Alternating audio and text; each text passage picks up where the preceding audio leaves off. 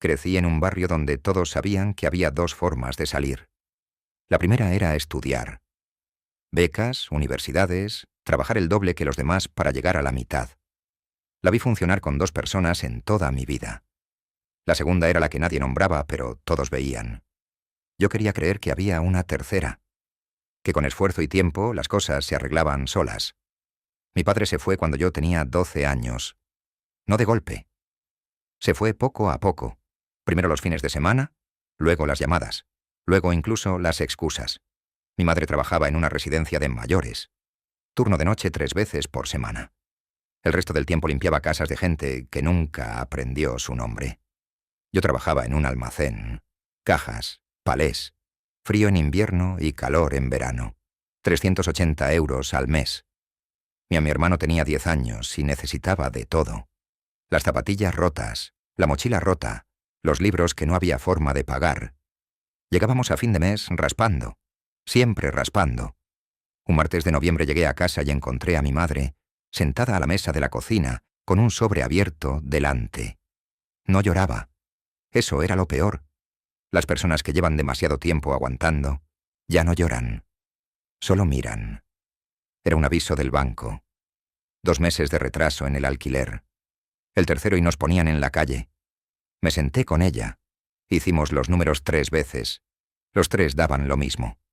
No llegábamos. Esa noche no dormí. Me quedé mirando el techo pensando en qué más podía hacer. Al día siguiente, en el descanso del almacén, en la cafetería de la esquina, estaba sentado con un café que apenas podía permitirme. Y apareció él. No en un callejón, no de noche. A las 12 del mediodía, con el sol entrando por la ventana. Se sentó en mi mesa sin que yo le invitara. Me miró como si me conociera de toda la vida. Y me dijo algo que no olvidaré nunca. Los listos siempre están mal pagados. No era una pregunta. Era una observación. Como si llevara tiempo estudiándome. Y lo peor es que tenía razón. Esa tarde no me ofreció nada. Solo habló. Preguntó por mi familia, por mis planes, por lo que quería de verdad. Y cuando se fue, dejó un número de teléfono escrito en una servilleta. Esa noche volví a casa. La carta del banco seguía en la mesa de la cocina. Tardé 3 semanas en llamar. Pero llamé. La primera reunión fue en un piso normal. Mesa. Sillas, café, el reclutador y otro chico de mi edad. Pelo rubio, sudadera azul, sonrisa de quien ya sabe más que tú. Ese sería mi compañero durante los próximos años. Me explicaron las reglas. Simple. Discreto. Puntual. Nada de preguntas. Y a cambio, el doble de lo que ganaba en el almacén. Solo por hacer recados. Recados. Así lo llamaron. El primer recado fue una bolsa, una dirección, una furgoneta esperando al final de una calle vacía. 20 minutos. 200 euros en mano. No pregunté qué había dentro de la bolsa. Las primeras semanas todo era así. Rápido. Limpio. Yo hacía la entrega, recogía el dinero y me iba. Mi compañero cubría la retirada. Nos reíamos en el coche entre entrega y entrega, como si fuéramos 2 chicos normales haciendo cualquier cosa normal. Con el primer sueldo, compré las zapatillas de mi hermano. Las del anuncio. Las de marca. Cuando las vio me abrazó tan fuerte que casi me tira al suelo. Eso era lo que me decía a mí mismo cada vez que dudaba. Las zapatillas de mi hermano. Al tercer mes el reclutador nos citó en un sitio diferente. No el piso. Una nave en las afueras, más grande. Más hombres. Un ambiente que pesaba diferente. Había coches aparcados fuera que no eran de nadie normal. 2 hombres en la puerta con las manos visibles y la mirada fija. Mi compañero entró como si ya hubiera estado antes. Yo entré detrás intentando que no se notara que era la primera vez. Dentro, sobre una mesa larga, había cosas que ya no eran bolsas anónimas. Paquetes envueltos. Fajos de billetes contados con bandas de goma. Y en un extremo de la mesa, una pistola. Sola. Sin que nadie la señalara. Sin que nadie la explicara. Ahí, como si fuera un bolígrafo. Nadie me dijo que eso cambiaría todo. Pero lo cambió. Al fondo de la nave, en una silla apartada, estaba el anciano. La primera vez que lo vi de verdad fue un shock que intenté no mostrar en la cara. Esperaba cualquier cosa, menos eso. Un hombre de 70 años con un jersey de punto beige. Gafas pequeñas redondas, pelo blanco escaso. Las manos de un abuelo. y una paloma blanca posada en el hombro izquierdo que no se movía. El reclutador me presentó. Dijo mi nombre. El anciano me miró por encima de las gafas durante un segundo. Asintió. Nada más. Luego habló, en voz tan baja que tuve que inclinarme para escuchar. 3 minutos. Sin levantar la voz, sin cambiar la expresión, solo explicó lo que esperaba de cada persona en esa nave, y lo que pasaba cuando alguien fallaba. Cuando terminó, volvióse a acariciar la paloma con 2 dedos, y sonrió. Esa sonrisa fue lo más aterrador que había visto en mi vida hasta ese momento. Esa noche fui a casa de mi madre. Cenamos juntos. Ella me preguntó cómo iba el trabajo. Le dije que bien, que estaba progresando. No mentí del todo. Estaba progresando. Lo que no le dije era, ¿hacia dónde? A los 24 años ya no hacía recados. Los recados los hacían otros. Chavales nuevos con la misma cara que tenía yo la primera vez que entré en ese piso. Los miraba y pensaba que yo nunca había sido tan joven, aunque lo había sido. Hace apenas 4 años. Mi trabajo ahora era coordinar, asegurarme de que las entregas llegaran, de que los tiempos se cumplieran, de que nadie hablara más de lo necesario. Me habían dado un teléfono nuevo cada mes, un coche que no estaba a mi nombre, y una bien habitación en un piso franco donde guardaba cosas que no podía llevar a casa de mi madre. Entre esas cosas había una pistola. Ya no me sorprendía verla. Eso era lo que más me sorprendía de mí mismo. El dinero había cambiado todo en casa. Mi madre había dejado el turno de noche. Mi hermano tenía todo lo que necesitaba para el colegio. Habíamos pagado el atraso del alquiler y 3 meses por adelantado. Nadie preguntaba de dónde venía el dinero. Eso también era una decisión. La misma que tomé yo en el almacén cuando no pregunté qué había en la bolsa. A los 24 años entendí que el silencio es hereditario. El producto que movíamos había cambiado también. Ya no eran solo paquetes anónimos. Ahora veía lo que había dentro. Bolsas de polvo blanco, pastillas prensadas, alijos que pasaban por manos que yo coordinaba sin tocar directamente. Una noche en el piso franco, mientras contaba el dinero de la semana, mi compañero entró con una noticia. Habían detenido a 3 de los nuestros en una operación policial. Uno de ellos era un chico de 19 años, que yo había metido en esto 2 meses antes. Se llamaba Marcos, tenía una novia. Estudiaba por las noches, me enteré de su detención contando billetes, y seguí contando. Eso fue lo que más me asustó de esa noche. No la noticia, sino que seguí contando. Al día siguiente el reclutador me citó a solas, sin mi compañero, sin nadie más. Me dijo que el jefe estaba satisfecho con mi trabajo, que había una posición nueva, más responsabilidad, más dinero. Y entonces me dijo algo que cambió la forma en que dormía durante meses. Me dijo que para ese puesto necesitaba saber que yo era capaz de tomar decisiones difíciles, que ya lo habían visto, pero que pronto me lo iban a pedir de una forma que no dejaba margen de interpretación. No me dijo cuándo, no me dijo qué, solo me miró, y yo asentí, como él había asentido conmigo la primera vez. Esa noche llamé a mi madre, solo para escuchar su voz. No dije nada importante. Hablamos del tiempo, de mi hermano, de una serie que estaba viendo. Colgué y me quedé en el coche sin moverme durante 20 minutos, pensando en Marcos, en los 19 años de Marcos, en la novia de Marcos. Luego arranqué el coche y me fui. A los 28 años sabía cosas que no se pueden olvidar. No porque alguien me las hubiera contado, sino porque las había visto. Y hay una diferencia enorme entre saber algo y haberlo visto. Una vez que lo ves, ya forma parte de ti para siempre. ¿Te guste o no? Mi posición había cambiado. Ya no coordinaba entregas, coordinaba personas. Y coordinar personas en este mundo significaba algo muy diferente a lo que significaría en cualquier otro. Significaba saber cuándo alguien era un problema y saber qué hacer cuando lo era. El jefe me llamó a solas por primera vez, sin el reclutador, sin nadie, solo él, su silla, su paloma, y yo de pie delante. Me habló durante 10 minutos, me explicó cómo funcionaba la organización desde arriba, cosas que yo no había visto desde abajo, nombres, conexiones, el tamaño real de lo que habíamos construido. Cuando terminó me dijo, ahora eres parte de esto de una forma en la que ya no haya afuera. No lo dijo como amenaza. Lo dijo como dato. Esa semana descubrí que mi compañero había estado pasando información. No a la policía, a otra organización. Llevaba meses haciéndolo. Meses en los que yo le había cubierto, sin saberlo. En los que había comido con él, trabajado con él, reído con él. Me lo dijo el reclutador, con pruebas, fotografías, mensajes. Todo documentado con la frialdad de alguien que lleva tiempo sabiendo y esperando el momento correcto para usarlo. Y luego me miró, y me dijo que el jefe quería saber cómo iba a manejar esto yo, no ellos, yo. Esa noche no dormí. Caminé por el piso franco durante horas. Pensé en todas las salidas posibles, en hablar con mi compañero, en advertirle, en desaparecer los dos. Pero cada salida que encontraba tenía una pared al fondo. Al día siguiente llamé a mi compañero. Le dije que nos veíamos en el sitio de siempre.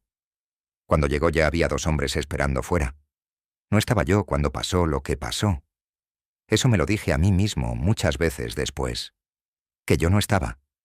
Que yo solo había hecho la llamada. Pero la llamada la hice yo. Y eso no desaparece. Mi compañero sobrevivió. Eso también me lo dijeron después.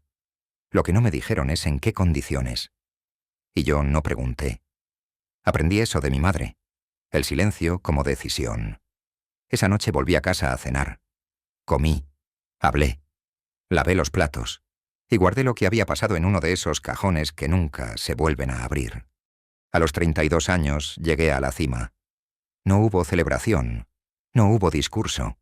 El reclutador me llamó un lunes por la mañana y me dijo que el jefe quería verme. Fui. Me senté frente a él por segunda vez en mi vida. Y me dijo que a partir de ese momento yo gestionaba la operación. Así. Sin más ceremonia que esa. El jefe seguía ahí. Nunca desaparecía del todo. Era como una sombra que no necesitaba moverse para estar en todas partes. Seguía en su silla. Seguía con su paloma. Seguía hablando en voz baja. Pero ahora las decisiones eran mías. Lo que nadie te dice de llegar a la cima es lo que encuentras cuando llegas. No encuentras poder. No encuentras libertad. Encuentras responsabilidad en todas direcciones y nadie a quien delegar lo que de verdad pesa. Encontré soledad. Una soledad muy específica. La de no poder contarle a nadie lo que sabes. La de mirar a las personas que tienes cerca y saber que su seguridad depende de cuánto ignoran. Mi madre seguía sin preguntar. Mi hermano tenía 21 años y había empezado a hacer preguntas con los ojos, aunque no con la boca. Las veía y fingía no verlas. Tenía dinero, tenía poder, tenía una vida que desde fuera parecía imposible de conseguir. Y me despertaba a las 3 de la mañana con la certeza absoluta de que todo podía terminar cualquier día, que el teléfono podía sonar en cualquier momento, que alguien en algún lugar estaba tomando decisiones sobre mi vida que yo no controlaba, porque eso es lo que no ves desde abajo, que en este mundo nadie llega a un punto donde está completamente seguro, ni siquiera el que está más arriba, especialmente el que está más arriba. Un día vino a verme el enemigo, el hombre de la cicatriz, el que llevaba años en la organización antes que yo, y nunca había aceptado que yo ascendiera más rápido. Vino con una propuesta. Palabras envueltas en respeto que por dentro eran otra cosa. Me estaba midiendo, buscando una grieta. Lo escuché hasta el final. Le di la razón en todo. Y cuando se fue, llamé al reclutador. Le dije que teníamos un problema. Eso era lo que me había convertido. En alguien que resuelve problemas antes de que los problemas le resuelvan a él. Esa noche fui a ver a mi madre. Estaba bien. Mi hermano estaba bien. Todo estaba bien desde fuera. Me quedé 2 horas. Comimos. Vi un rato la televisión con ella. Y cuando me fui, en el coche, me di cuenta de que llevaba 6 meses sin reírme de verdad. No de cortesía, no de estrategia, de verdad. 6 meses. A los 35 años decidí salir. No fue una decisión heroica. No fue una crisis de conciencia. Fue una mañana de martes en la que me desperté y no pude recordar por qué seguía haciendo esto. No el miedo, no el dinero, no la familia. ¿Por qué yo? ¿Por qué todavía? Y no encontré la respuesta. Eso me asustó más que cualquier amenaza que hubiera recibido en 17 años. Le dije al reclutador que quería salir. Lo hice en persona, en el sitio donde nos reuníamos desde el principio. Me escuchó sin interrumpirme, y cuando terminé, me dijo algo que ya sabía, pero que necesitaba escuchar de su boca. Que en este negocio no hay jubilación. Que podía retirarme de las operaciones, que podía desaparecer del día a día, pero que lo que sabía no desaparecía conmigo, y que mientras yo existiera, ellos necesitaban saber que ese conocimiento estaba seguro. Me lo dijo sin amenazas, con la misma calma con la que el jefe explicaba las consecuencias la primera vez que lo escuché. Esa calma. Siempre esa maldita calma. Esa misma semana mi hermano vino a verme. Tenía 27 años. Había terminado la carrera. Trabajaba. Tenía una vida construida con dinero limpio y con esfuerzo real, y yo lo había observado desde lejos durante años, sintiéndome responsable de todo lo que tenía, y culpable de cómo lo había conseguido. Se sentó frente a mí, y me preguntó directamente. Me preguntó a qué me dedicaba realmente, no con rabia, sin acusación, solo con los ojos de alguien que lleva años sumando y ya tiene el resultado, pero necesita que se lo confirmen. Me quedé en silencio durante lo que pareció mucho tiempo. Y luego le dije la verdad. No toda, pero suficiente. Lo suficiente para que su cara cambiara de una forma que no voy a olvidar nunca. No dijo nada. Se levantó, me miró una vez más y se fue. Esa noche llamé al reclutador de nuevo. Le dije que necesitaba una salida real, que pagaría lo que fuera, que haría lo que hiciera falta. Hubo un silencio largo al otro lado, y luego me dijo que hablara con el jefe. Solo con el jefe. Fui. Me senté frente a él por tercera vez en mi vida. Tercera vez en 17 años. La paloma seguía ahí. Él seguía igual, como si el tiempo no pasara por él. Me escuchó. Y cuando terminé de hablar me dijo algo que no esperaba. Me dijo que sí, que había una salida, que la había para todos los que habían servido bien, que yo había servido bien, pero que esa salida tenía condiciones. Una lista de cosas que tendría que entregar, información, nombres, activos, todo lo que se había organizado y transferido.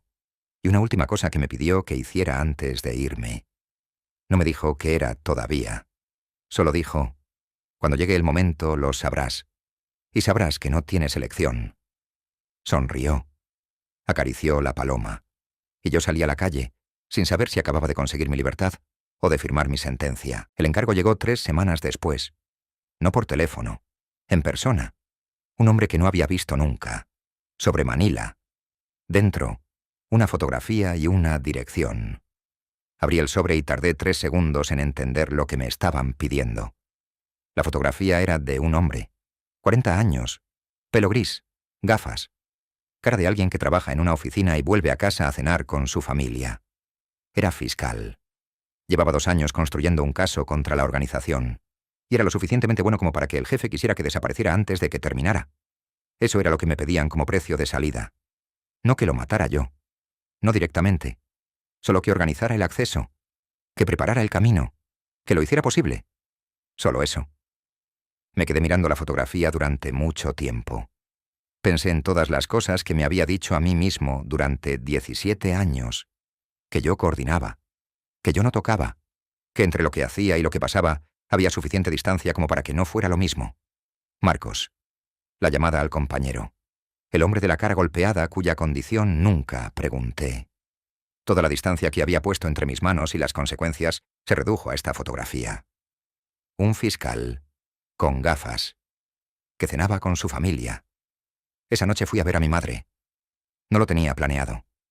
Simplemente apareció el coche aparcado frente a su portal. Subí. Llamé. Me abrió en pijama con cara de susto porque eran las 11 de la noche. No le dije nada. Solo le pedí si podía quedarme un rato. Me hizo un té. Nos sentamos en el sofá, puso la televisión sin volumen. Y yo me quedé ahí mirando la pantalla sin ver nada. A la 1 de la mañana me levanté. La besé en la frente. Ella me cogió la mano un momento sin decir nada. Creo que supo que algo había cambiado. Las madres siempre saben. Salí a la calle. Saqué el sobre del bolsillo, lo miré por última vez y tomé una decisión. No organizaría el acceso, no prepararía el camino, no haría posible lo que me pedían, lo que significaba que tampoco saldría. Llamé a un número que llevaba años guardado, por si acaso. Un contacto de otro mundo, un fiscal diferente, uno que no era el de la fotografía. Le dije que tenía información, que mucha, que estaba dispuesto a contarlo todo a cambio de protección para 3 personas. Solo 3. Mi madre, mi hermano y yo. Hubo un silencio al otro lado, y luego me dijo que fuera a verle. Cogí el coche. Conduje 40 minutos en silencio, y mientras conducía pensé en el jefe, en su paloma, en esa sonrisa, en que iba a pasarse el resto de su vida preguntándose en qué momento me había calculado mal. Aparqué frente al edificio. Apagué el motor. Respiré. Lo que venía después no iba a ser fácil. Iba a ser el proceso más largo y más peligroso de mi vida. Había personas que iban a querer encontrarme, y algunas de ellas eran muy buenas encontrando personas. Pero por primera vez en 17 años, había tomado una decisión que era completamente mía.